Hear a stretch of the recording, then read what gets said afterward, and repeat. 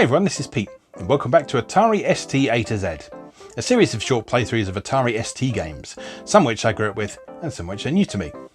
Today is one of the former. Today we are looking at the Go-Moku and Renju. I've probably butchered the pronunciation of those, but yeah, this was a 1988 release by Atari, developed by a company called Bray Research Limited, who also produced backgammon and bridge for the Atari ST. So they had a very strong focus on recreating tabletop experiences on the Atari ST.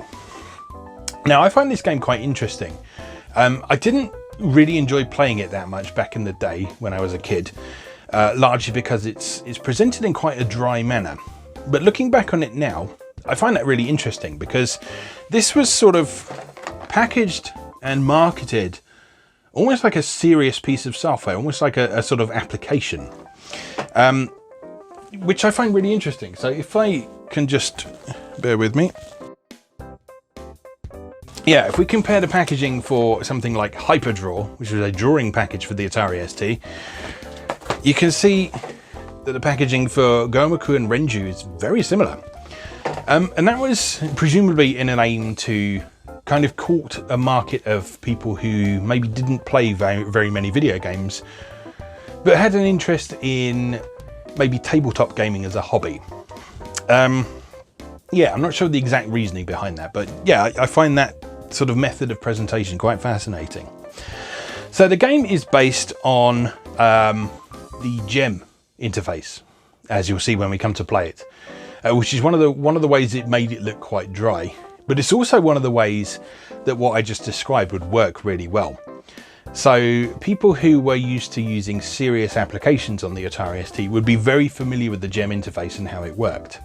So things like drop-down menus, mouse control, the standard system font and that sort of things, it would all be recognizable and very comfortable for someone who used the Atari ST for serious purposes. And it was sort of a way that they could then let their hair down a bit with a game. Now, if you're not familiar with Gomoku and Renju, they are two very similar games that make use of the same board and stones that you play Go with, but they're much simpler than Go. They're basically sort of a variation on the sort of 5 in a row game. You have to get 5 of the same color in a row. And the main difference between Gomoku and Renju is sort of I think the setup and the way you have to actually start the game, because Gomoku is designed for beginners, but it's one of those games that has been solved basically. So if you are the starting player in Gomoku and you know the right combination of moves to make, you can win it every time. And Renju was designed in such a way that that doesn't happen. So I've opened the box up already without showing you what else it says on it. So let's just have a quick look at all that. We've already seen the front. Here's the back. Again, very dry, very matter of fact, but it shows you what to expect from it. So Gomoku and Renju are variations on the ancient oriental board game Go. Played on the same board as Go, Gomoku is sometimes called 5 in a row in the West. Gomoku is a tactical game that is considered suitable for beginners. Renju, however, requires a much higher tactical sense to play well. Thus, this package is suitable for all levels of proficiency. Each game has 9 skill levels. Alright, now let's open the box. So inside we have the game on one disc. The entire game for this takes up about 36k, I believe. As I downloaded the copy to try and emulate earlier just to make sure it was working and everything, and yeah, 36k I think, so nice.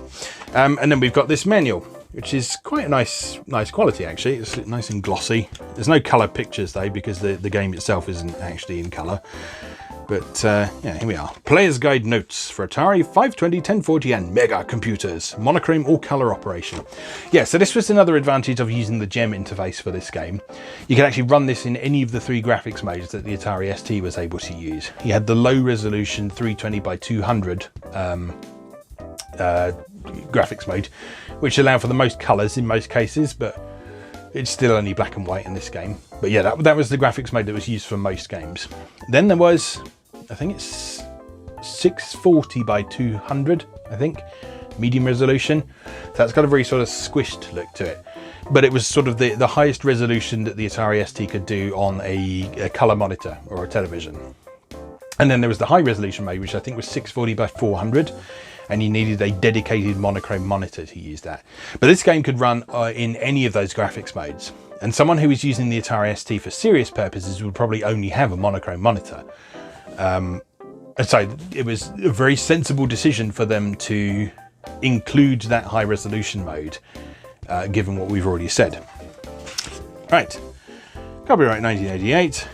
The ancient oriental game of Gomoku is sometimes called Five in a Row in the West. It is played with black and white stones on a board not dissimilar to a chess or drafts board, but with a choice of either 9 by 9, 11 by 11, 13 by 13 or 15 by 15 squares.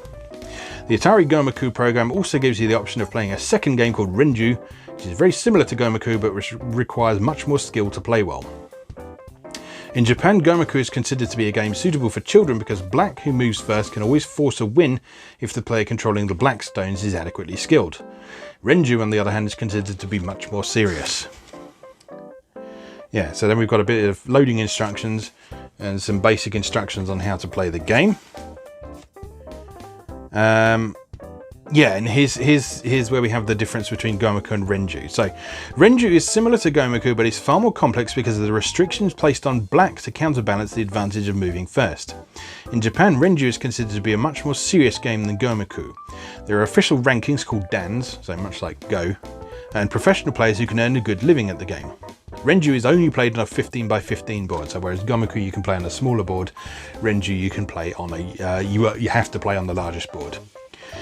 Black moves first and must play on the central position. The players take turns to move, placing a stone on any vacant intersection. The first player to form a line of 5 of his stones in any direction is the winner. If black creates a line of more than 5 stones, he loses the game. White may create an overline and in doing so wins the game. So yeah, black is actually a significant disadvantage to make up for the advantage of going first. Black also has a bunch of prohibited moves as well, which the manual then goes and lists here. So it tells you all the things that black is not allowed to do, places where they're not allowed to go. And book openings. Book opening is simply an opening strategy or a particular sequence of opening moves. The program has a book opening library of 78 variations, some of which go as far as 21 moves into the game. These openings are used by the program in Renju and also in Gomoku when it is played on a 15 by 15 board. Yeah, so this is sort of a good training tool for anyone who wants to get to know this game. So Gomoku is sort of not quite as well known or well regarded as something like Go is. So Go is sort of a real game for masters, but it's also much more complicated than this is as well. The basic concept of this is easy to grasp and easy to understand.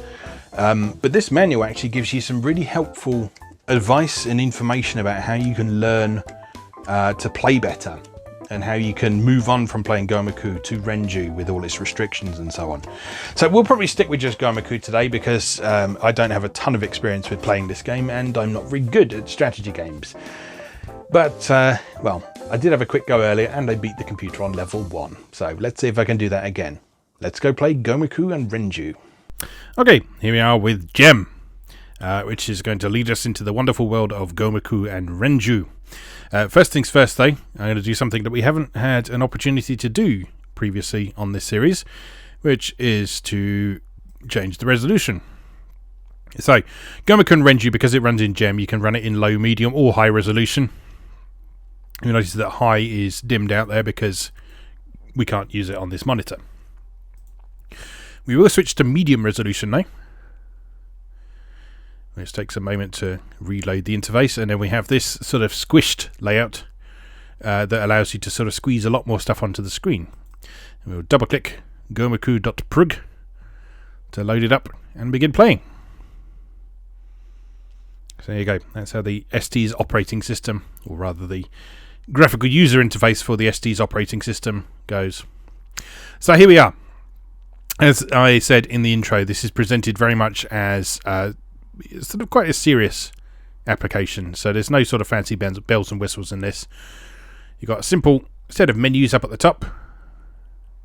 We go about Gomoku. And you can see that this was made in 1988 by Bray Research Limited.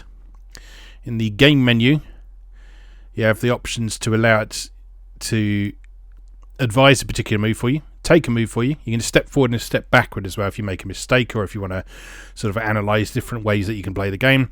You restart the game, or you can quit back out to Gem. And then in the options menu, you can choose the difficulty level, the size of board that you play on. That only applies if you're playing Gomoku. You can change the play mode between human versus computer, or human versus human, or even computer versus computer. Choose whether you're playing Gomoku or Renju. We'll just stick with Gomoku for now because, frankly, I don't understand a lot of the stuff in Renju. But if you have got your head around that, then by all means have a go at that. It does explain all the restrictions on black in Renju in the manual. I just haven't really had the time to study that. So, and then show thinking. Whenever it's the computer's turn, you can see all the different moves that it's cycling through while it's making a decision on what to do next. I like to keep that on because it's quite interesting to watch sometimes. And then we'll go, okay. So at the minute, we'll keep it on level 1 for now. Nice and easy. And let's have a game on a 9x9 board, first of all. It's a bit of a smaller board. Start a new game? Yes. Alright, here we are. So, teeny tiny board. You have to get 5 in a row. Next to play, white. That's you. So, by default, the computer plays as black, which gives you a bit of a disadvantage.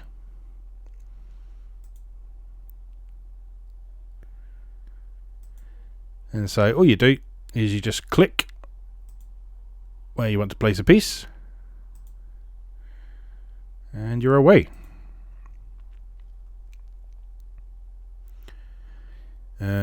What's he up to? He's got a 3 in a row there. So literally all you're trying to do in this is get 5 in a row.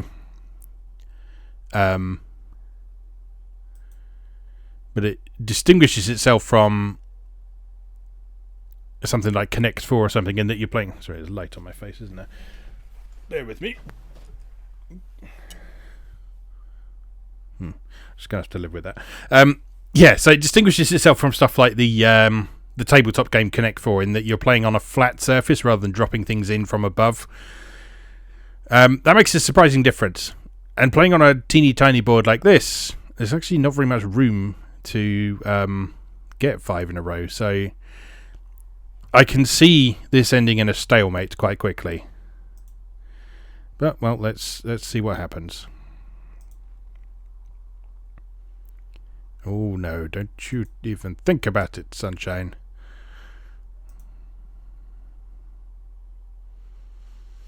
You see, the trouble with playing as white here is you sort of end up having to be on the defense right from the beginning. And that doesn't leave you with a lot of opportunity to set yourself up for victory. Now, if I go there, he's clearly going to spot what I'm doing, isn't he? So, yep, there we go. So what you need to do is to try and set yourself up in such a way that there's multiple ways that you could win. So, like where you have a row of 4 where both ends are open, so the computer can only block off one end of them. That's not going to be easy to do on this size board, I don't think. In fact, I go so far as to say it's probably going to be impossible at our current state.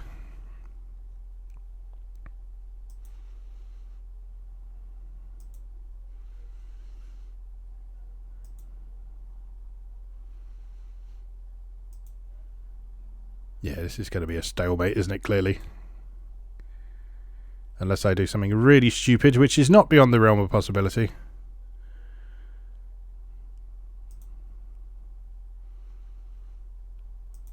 I see your game, sunshine.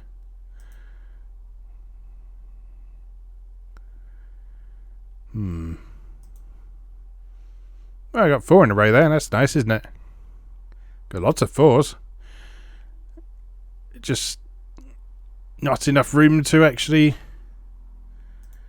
do something that is not a 4. Oh no, he's got me. Yeah. There we go. Alright. Well played, computer. Right, let's so you have to wait for it to finish doing this sparkly thing first of all. And then you can pick options from the menus, because for some reason if you try and select an option while it's doing that, it just won't respond. So let's have a nice big board this time. Let me have another go at those curtains. Excuse me a sec.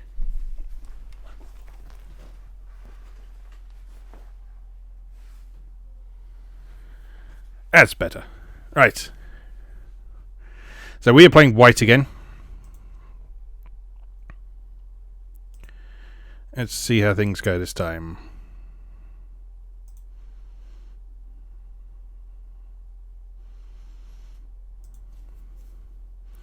So he's getting quite defensive already.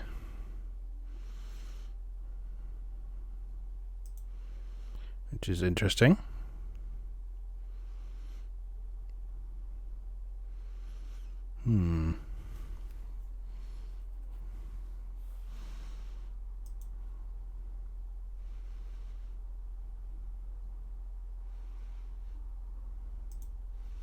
Yeah, if we can keep him on the ropes like that, that will be... Oh no. Oh, he's got us already! God damn it. This is why I'm not good at strategy games. I may have mentioned this previously. But no, I am not very good at anything that requires any sort of degree of strategy and forward planning. That was just terrible, though. Right, again.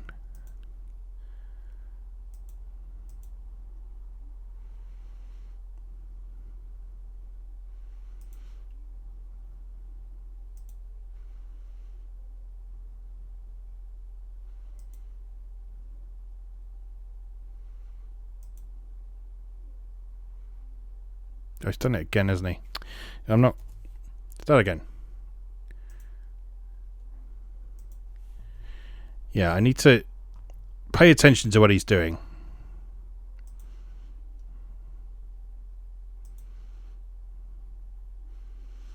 And immediately block off any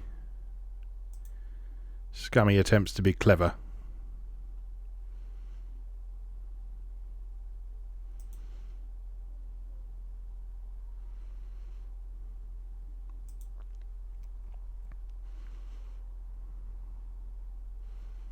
This is quite an interesting game to me because there never feels like an obvious position to go. Oh, we've done it. Excellent. There never always feels like an obvious position to take your turn. It's not one of those games where you feel like the outcome is guaranteed from the very moment you start playing.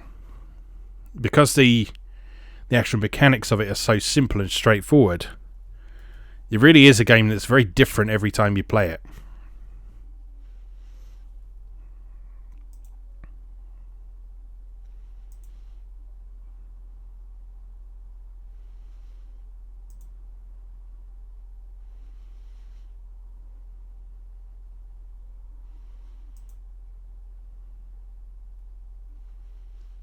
Sensible.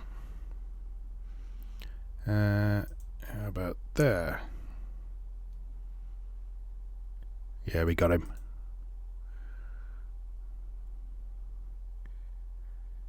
Okay, alright, so level 1 computer is reasonably easy to outwit by doing whatever I was doing there. I don't think I could explain that strategy, but it works. It worked twice in a row. So, let's bump up the level.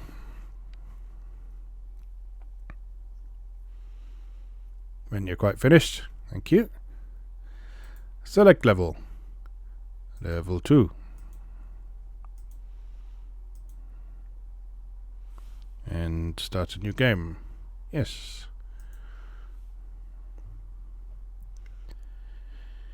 Right.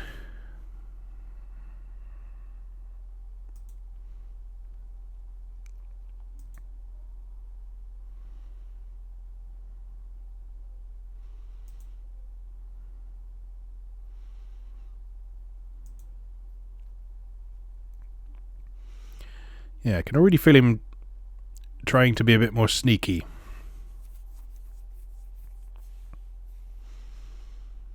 Just trying to creep ahead.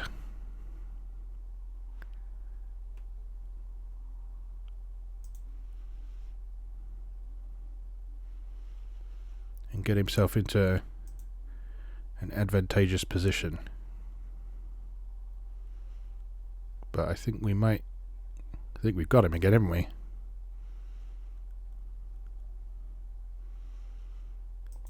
Yep. The game is mine! Alright, getting the hang of this now.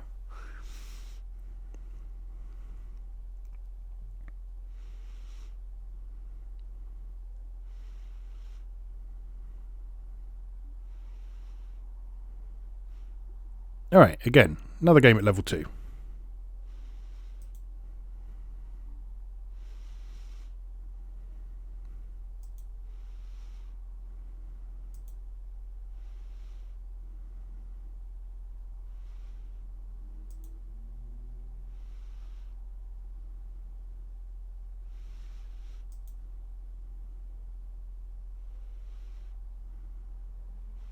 This is a nicely chilled out game.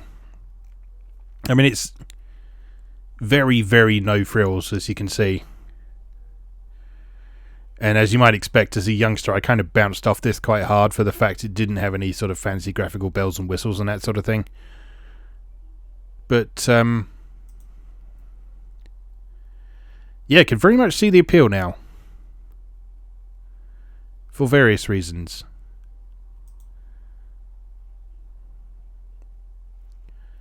Firstly, it seems to be playing a pretty solid game of a classic strategy game. The simple presentation keeps things very clear and understandable.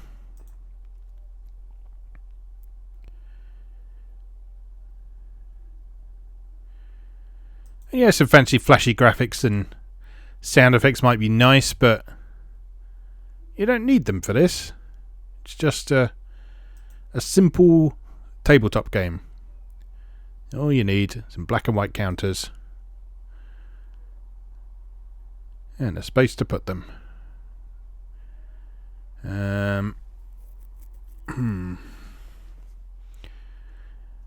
He's playing a bit hard to get this time. Where can we go? That will give us an advantage. How about... Oh, God. Whew, glad I spotted that. Otherwise he would have won that. No more sneaky business like that, I don't think. It's about here. Oh! I am blind, apparently. How embarrassing. How very embarrassing.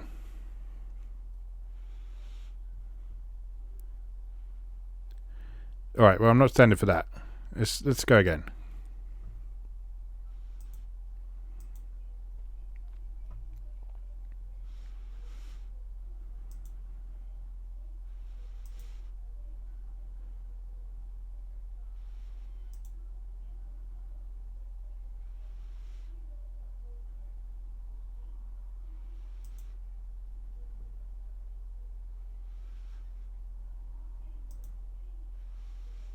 I'm not blind all the time, you know, Mr. Computer.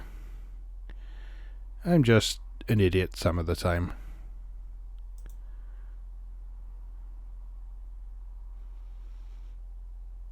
What's he up to there?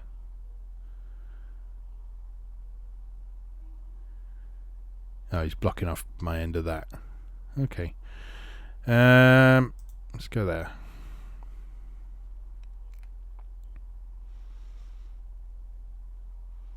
Trying to block another diagonal, are we?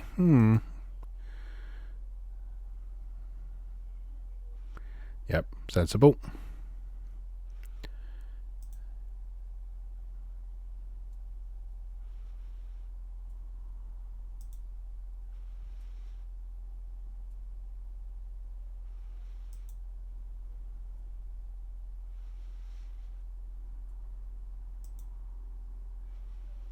Oh! Shit.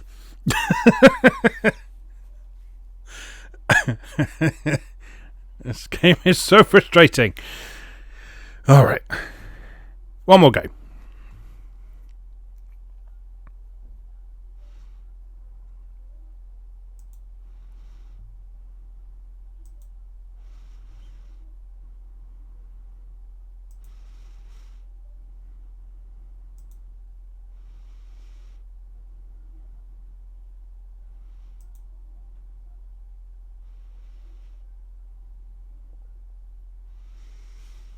You don't scare me, Mr. Computer, sir.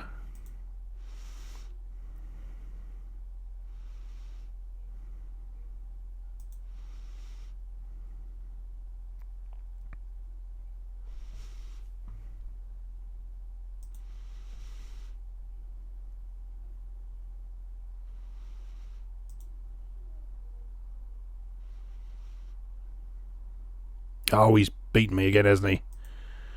Damn it. After I thought I was getting better at this as well.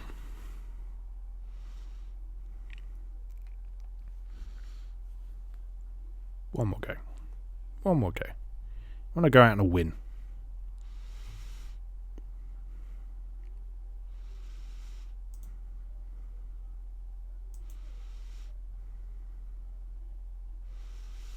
Right, bring it on.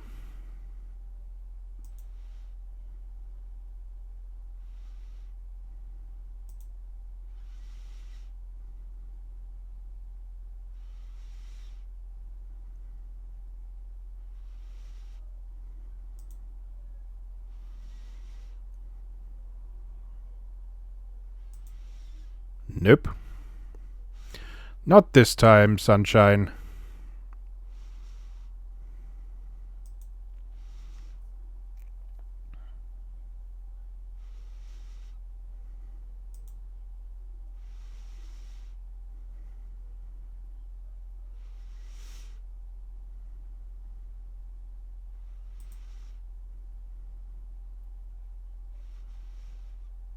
What are you up to?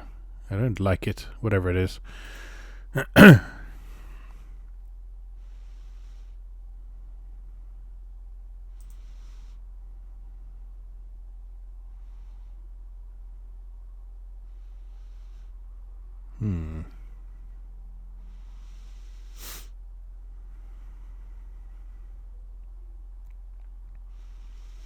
Am I missing anything incredibly obvious? Probably.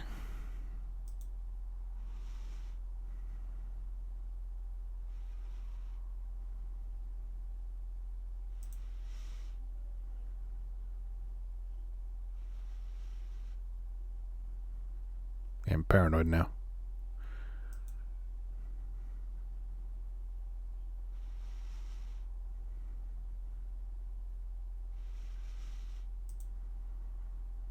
Oh!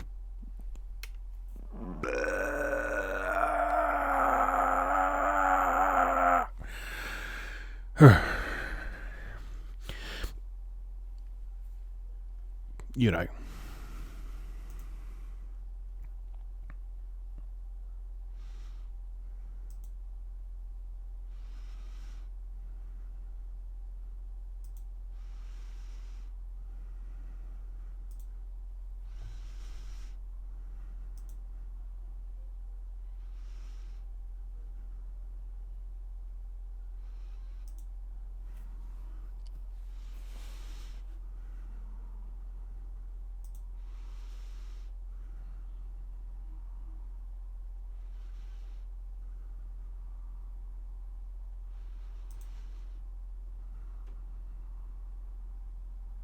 Ah. Cheeky bugger, so what I was planning. How about here? Yep, sensible. And how about here?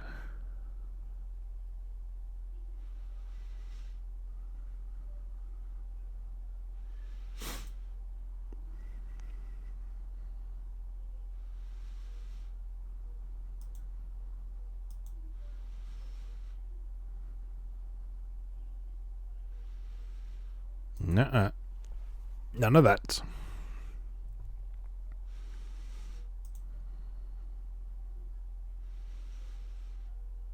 Oh. You cheeky blighter.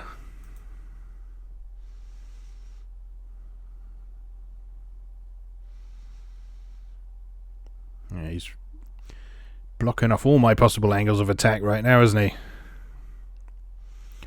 Curse you, computer.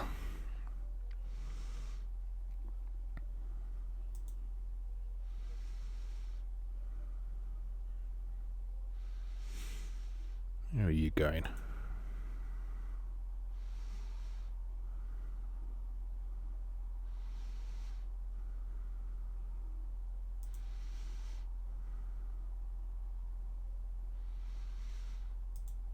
Don't think... Oh! I've lost it. I've completely lost the neck, apparently. I know what I said.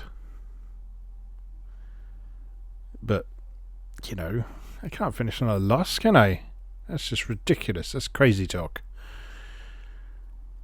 Consistently losing on level 2 is not somewhere that I want to be in my life.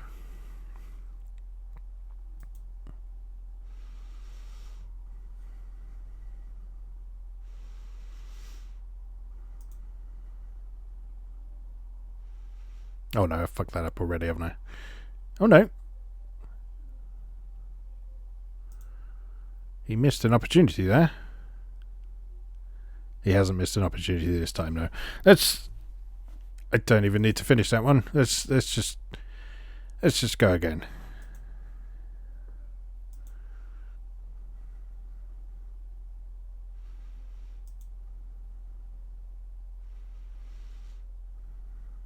Yeah, you better think.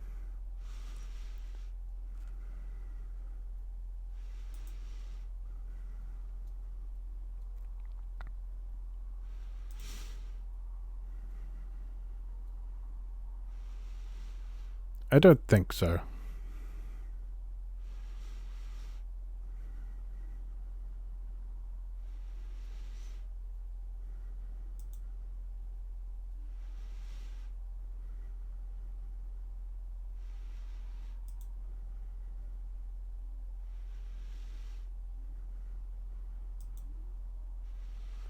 It's quite difficult to spot places that will be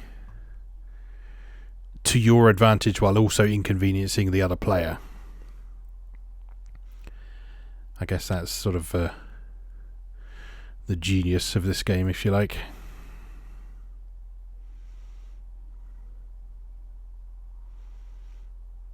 Oh no. Balls that up. Yeah, I just can't look far enough ahead. It's a real sort of mental block for me in games like this. Just sort of thinking about what is going to come next. And being able to sort of anticipate that. Alright, one more go. This one really is the last try, regardless of result.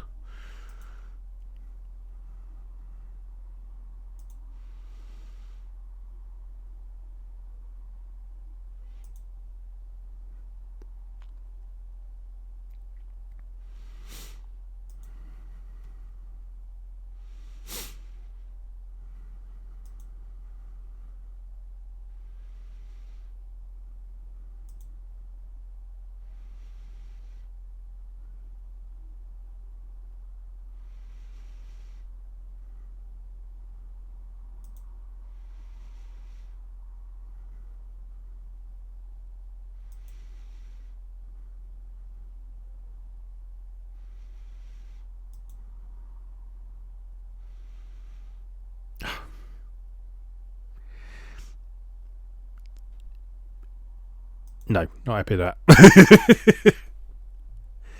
Not at all. Maybe I'm just tired. I'm just very tired. That's the reason. That's entirely the reason. It's nothing to do with my own incompetence. I'm going to go on the left instead of on the right. Because that will change everything.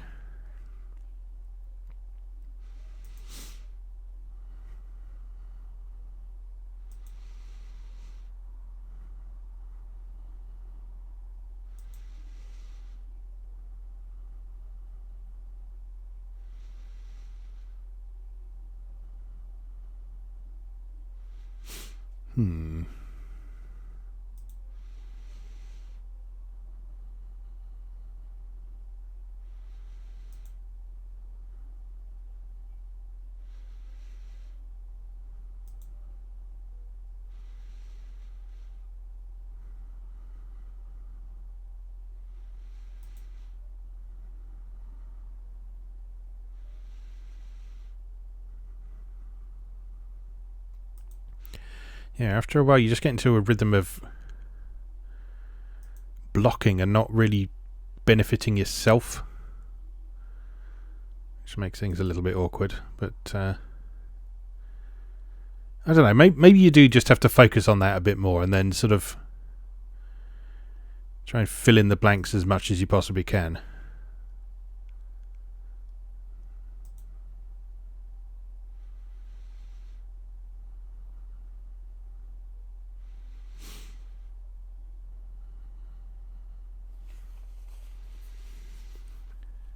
Right, does he have any obvious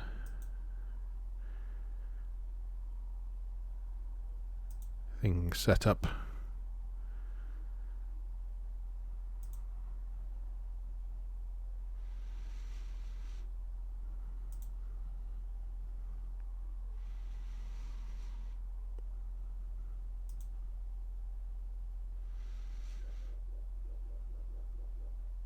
Oh, damn it.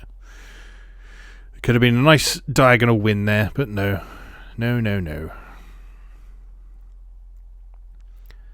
That hasn't actually advantaged him at all, though, has it? So I can hopefully take the opportunity to sneak in something useful somewhere.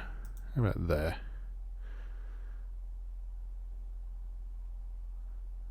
Oh. Am I missing anything important? Because if not, I think I've got him. I've got him. There we go. I'm happy now. So, that was Gomoku and Renju from Atari for Atari ST. As always, thank you very much for watching, and I'll see you again next time.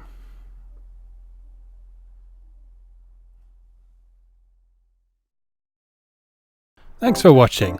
If you enjoyed this video, please help out the channel by leaving a like or a comment and subscribing. New episodes of Atari A to Z are on Tuesdays and Atari ST A to Z on Thursdays. Check out atariatoz.wordpress.com for a full archive. Do please also check out my other projects moegamer.net, where I explore Japanese and Japanese-inspired games from yesterday and today, and videopackgames.wordpress.com, which aims to catalogue a small but well-formed library of the Philips G7000 Videopack computer, also known as the Magnavox Odyssey 2. You can also support my work on Patreon or buy me a coffee. You can find links to do both down in the video description. Thanks again, and I'll see you next time.